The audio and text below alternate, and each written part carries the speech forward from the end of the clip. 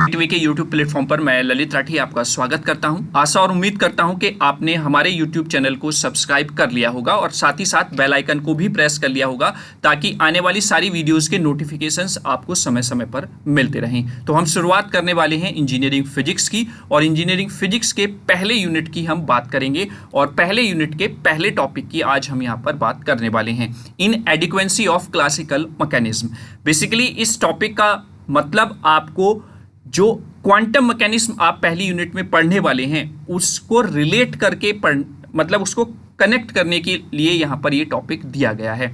Basically classical mechanism आप quantum mechanics से पहले यूज करते थे, अब उसमें क्या क्या कमी थी जो कि वो आगे फर्दर एक्सप्लेनेशन नहीं कर पा रहा था, उसी के बिहाफ पर आपका क्वांटम मैकेनिज्म की इन्वेंशन की गई है।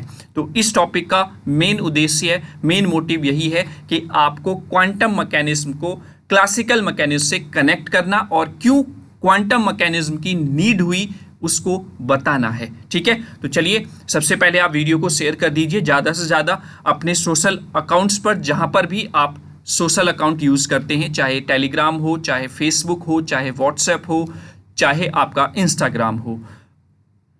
आई होप आपने वीडियो के लिंक को शेयर कर दिया होगा। तो चलिए शुरुआत करते हैं अपने टॉपिक की और सबसे पहले हम देखते हैं इनएडिक्वेंसी ऑफ क्लासिकल मैकेनिज्म क्या है। तो सबसे पहले हम क्लासिकल मैकेनिज्म को समझते हैं। क्लासिकल मैकेनिज्म क्या है? तो क्लासिकल मैकेनिज्म, जिसमें आप न्यूटन्स लॉ एटसेट्रा चीज़ें पहले से ही ऑलरेडी पढ़ रहे थे, works very well for the big objects. ध्यान देंगे सारी चीज़ों पर ताकि आपको क्वांटम मैकेनिज्म को रिलेट करने में कोई प्रॉब्लम ना हो बच्चों। तो जो क्लासिकल मैकेनिज्म था उसके सारे लॉज जो थे वो बिग ऑब्जेक्ट्स के लिए वेरी वेल थी, यानी कि प्री डिफाइन जो उसमें चीज़ें दी गई थी वो बहुत अच्छे से theoretical as well as practically काम कर रही थी। जैसे बिग ऑब्जेक्ट्स में कार हो गई, प्लैनेट्स हो गए, रॉकेट्स हो गए, उन सब के लिए क्लासिकल मैकेनिज्म के लॉ अच्छी तरीके से काम कर रहे थे। लेकिन जब इन्हीं लॉज को when we go to the atomic या सब एटॉमिक वर्ल्ड, मतलब बहुत छोटे पार्टिकल्स के लिए हमने देखा, तो वहां पर कहीं ना कहीं ये लॉज क्या हो गए, फेल हो गए। और एटॉमिक या सब एटॉमिक वर्ल्ड में जैसे इलेक्ट्रॉन हो जाता है, प्रोटॉन हो जाता है, फोटॉन्स हो जाता है, उनकी जब हम बात कर लेते हैं तो वहां पर ये लॉ फेल होते हुए दिखाई दिए। तभी आपको क्वांटम मैकेनिज्म की नीड हुई। चलिए क्या क्या प्रॉब्लम्स थी वो हम समझने की कोशिश करते हैं। यहाँ पर जो क्लासिकल मैकेनिज्म में क्या क्या प्रॉब्लम्स फेस करनी पड़ी हैं, सबसे पहला है ब्लैक बॉडी रेडिएशन की प्रॉब्लम, यानी कि जो ब्लैक बॉडी रेडिएशन होता है उसको एक्सप्लेन नहीं कर पाया classical mechanism. Classical theory said that A hot object should emit infinite energy at high frequency like the ultraviolet light.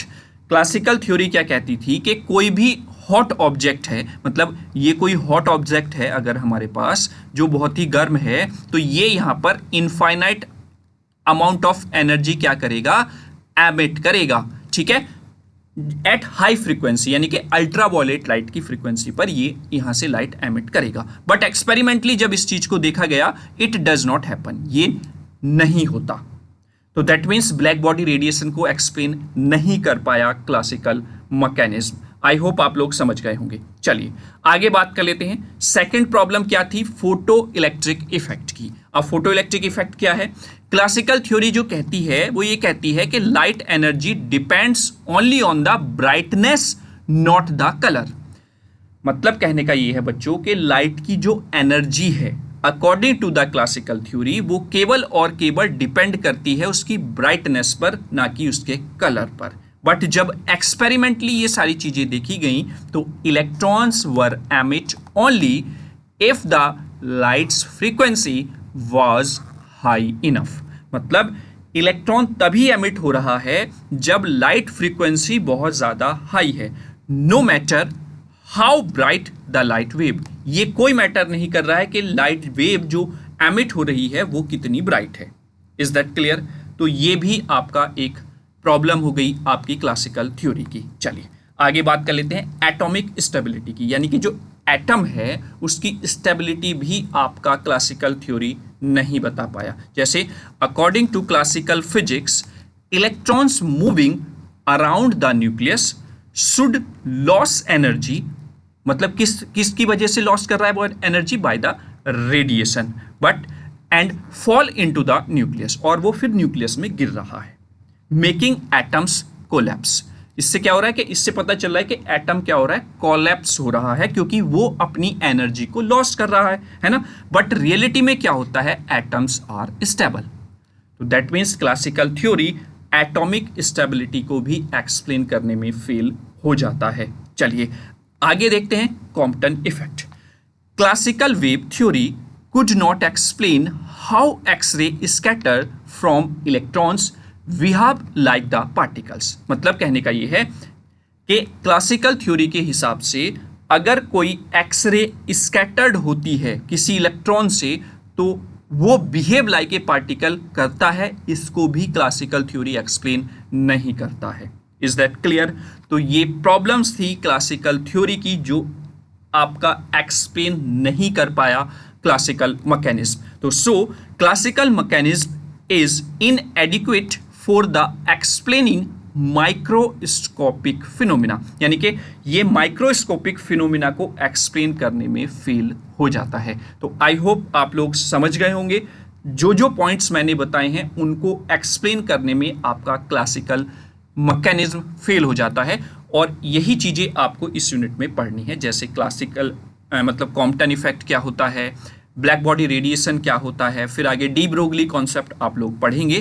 तो इसी को आप क्वांटम मैकेनिज्म में पढ़ने वाले हैं। चलिए आगे बात कर लेते हैं व्हाई क्वांटम मैकेनिज्म कम। अब आपको क्लियर हो गया होगा, माइंड में सेट हो गई होंगी चीज़ें कि क्वांटम मैकेनिज्म की नीड क्यों हुई है। चलिए अब उसको भी समझ लेते हैं। टू सॉल्व द प्रॉब्लम्स, जैसे कि न्यू थ्योरी वाज नीडेड, जो कि आपका क्वांटम मैकेनिज्म है, क्योंकि जो प्रॉब्लम्स थी उनको सॉल्व करने के लिए नई थ्योरी की जरूरत थी, वो आपकी क्वांटम मैकेनिज्म है। ठीक है, चलिए अब क्वांटम मैकेनिज्म क्या क्या एज्यूम्स करता है वो चीज हम यहां पर देख लेते हैं। पहला point, energy is not continuous but comes in small packets, जैसे कि आप क्वांटा बोल देते हैं या फोटोन्स बोल देते हैं। ये आपको क्लियर हो गया होगा, आपने 12th पर भी ये 12th क्लास में अपनी पढ़ा भी है कि जो एनर्जी है वो कंटिन्यूअस फॉर्म में नहीं होती है। अगर हम सिंपल लाइट की बात ही करें तो लाइट वेव्स कंटिन्यूअस ना होकर वेव पैकेट की फॉर्म में चलती हैं, जिनको आप फोटोन्स बोल देते हैं। ठीक है, ये आपका एज्यूम किया quantum mechanism. Second, light has dual nature, light का डुअल नेचर होता है, मींस दैट उसका वेव का नेचर तो है ही है, उसके साथ साथ वो पार्टिकल नेचर को भी लेकर चलती है। Sometimes a wave and sometimes a particle, इसको आप डी ब्रोगली कॉन्सेप्ट में पढ़ेंगे बहुत अच्छे से। ठीक है, चलिए आगे बात कर लेते हैं। Particles like electrons are not like tiny balls, particle जो कि जैसे इलेक्ट्रॉन्स है वो not like a tiny balls but some wave like properties too. That means particle खुद पार्टिकल का नेचर तो रख ही रहा है, उसके साथ साथ वेव का नेचर भी वो वहां पर दिखाता है, शो करता है। चलिए आगे बात कर लेते हैं। We can not know position and velocity exactly at the same time, मतलब कहने का यह है किसी भी पार्टिकल की पोजीशन या वेलोसिटी हम एग्जैक्टली सेम टाइम पर नहीं बता सकते हैं, और इसका जो लॉ है या प्रिंसिपल है वो हाइजेनबर्ग अनसर्टेनिटी प्रिंसिपल होता है। ये आपके सिलेबस में नहीं है, पहले सिलेबस में होता था इंजीनियरिंग फिजिक्स में, लेकिन जब से नया सिलेबस आया है 2022-23 सेशन से, तब से इसको यहाँ से हटा दिया गया है। तो हाइजेनबर्ग अनसर्टेनिटी प्रिंसिपल नहीं पढ़ना है, लेकिन वो क्वांटम मैकेनिज्म का ही पार्ट है, इसलिए यहाँ पर डिस्कस किया गया है। Is that clear? तो आई होप आप लोग समझ गए होंगे क्वांटम मैकेनिज्म की नीड क्यों हुई और क्यों ये आया। चलिए आगे बात कर लेते हैं हम कुछ एग्जाम्पल्स की। जैसे क्लासिकल व्यू के हिसाब से अगर हम देखें, light is only A wave, light केवल और केवल वेव है, ये क्लासिकल मैकेनिज्म कहता है। लेकिन वहीं पर क्वांटम व्यू से देखें तो light can also behave like a टिनी particles of energy, जिसको आप फोटोन्स बोल देते हैं, और this explain the photo electric effect. आपने देखा था कि फोटो इलेक्ट्रिक इफेक्ट्स को एक्सप्लेन करने में सफल नहीं हुआ आपका क्लासिकल मैकेनिज्म। तो वहीं पर क्वांटम मैकेनिज्म कहता है कि ठीक है, आपकी जो लाइट है वो वेव तो है ही, लेकिन वो क्या करती है, कभी कभी पार्टिकल्स की तरह भी बिहेव करती है। Is that clear? तो ये एग्जाम्पल हो जाता है। चलिए, तो एट द एंड अगर मैं बात करता हूं क्लासिकल मैकेनिज्म की, तो वो फेल हो जाता है एटॉमिक स्केल फिनोमिना जैसे कि black body radiation, photo electric effect या एटॉमिक स्टेबिलिटी को बताने में। वहीं पर क्वांटम मैकेनिज्म की बात करते हैं तो was developed to explain these and it gives a more accurate description of the microscopic world. मतलब छोटी चीजों को का नेचर उनको एक्सप्लेन करने में बहुत अच्छे से सफल होता है क्वांटम मैकेनिज्म। क्लियर है? तो आई होप आप लोग समझ गए होंगे कि क्वांटम मैकेनिज्म की नीड क्यों हुई, क्यों ये फेल हो गया क्लासिकल मैकेनिज्म। ठीक है, चलिए, तो आई होप आपने लेक्चर को एंजॉय किया होगा। तो थैंक्स फॉर वॉचिंग। वीडियो कैसा लगा है उसके लिए एक लाइक वाला बटन आप जरूर प्रेस करेंगे। साथ ही साथ कमेंट बॉक्स में अपने वैल्यूएबल कमेंट्स, वैल्यूएबल फीडबैक्स आप जरूर लिखेंगे, ताकि इस कमेंट के हेल्प से ही हमें पता चल सके कि हमने जो मैटर डिलीवर किया है वो कितना सही है। कहीं पर आपको कमी लगती है तो तुरंत आप कमेंट बॉक्स में कमेंट करके बच्चों बताएंगे।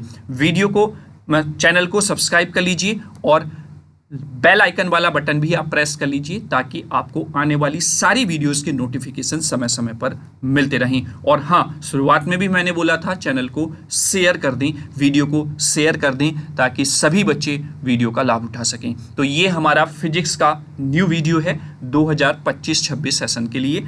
तो अगर आपने अभी तक हमारे चैनल को सब्सक्राइब नहीं किया तो चैनल को सब्सक्राइब कर लीजिए।